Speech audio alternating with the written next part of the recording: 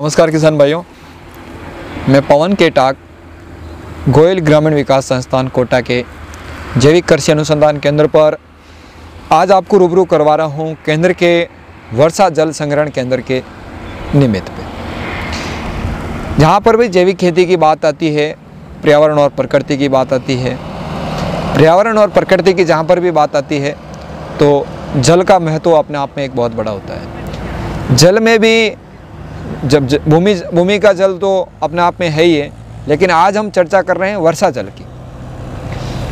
वर्षा जल को रोककर हम उसको किस तरह संग्रहित करके किस तरह उसका सदुपयोग करें, ये अपने आप में एक नया काम है।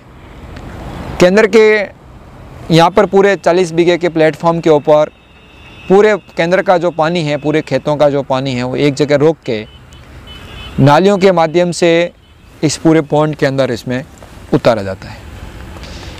ये पॉन्ड 50 मीटर लंबा, 50 मीटर चौड़ा, 11 फीट गहरा, इस तरह इस पॉन्ड की एक रचना है। सरकारी सब्सिडी के अंदर ये पक्का निर्माण में भी बन रहा है।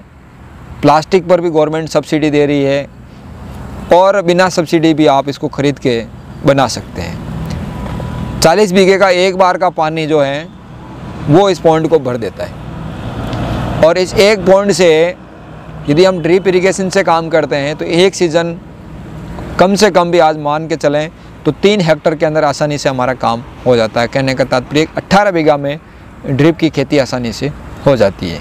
गणना ऊपर नीचे भी हो सकती है कि अलग अलग किसान अलग अलग समय पर पानी देते हैं, अलग अलग मात्राओं में पानी देते हैं, तो हो सकता है गणना में आपको अंतर नज़र आए।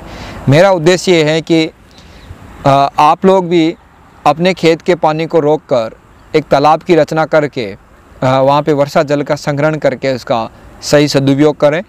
इससे कि आपके ज़मीन का जो पानी है वो आप तक सीमित रहेगा, ज़मीन के तत्व आपको स्वयं वापस मिल जाएंगे और इसमें वापस आय को सर्जन करने के लिए और किसान भाई इसमें मछली पालन कर सकते हैं, सिंगोड़ा कर सकते हैं, मोती की खेती कर सकते हैं, एजोला कर सकते हैं। इस तरह का अनन्य प्रकल्प भी कर सकते हैं। वो आपकी विवेक और आपकी योजना पर निर्भर करेगा कि आप क्या करना चाहते हैं। केंद्र का उद्देश्य इतना है कि पानी बचे।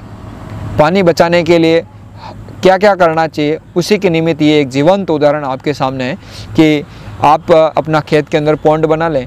और ऐसे पॉन्ड हमारे आसपास और भी किसानों ने बनाए हैं। इस पॉन्ड को देखकर यहाँ से प्रेरित होकर और भी किसान तैयार कर रहे हैं, जिससे कि बरसात जल का सही सदुपयोग हो सके। तो आप भी इस तरह के प्रयोग को कर सकते हैं। इसके लिए सरकार की पूरी सब्सिडी होती है। कृषि विभाग, उद्यान विभाग और भी अनन्य प्रकल्पों के द्वारा इसमें आर्थिक सहायता मिलती है।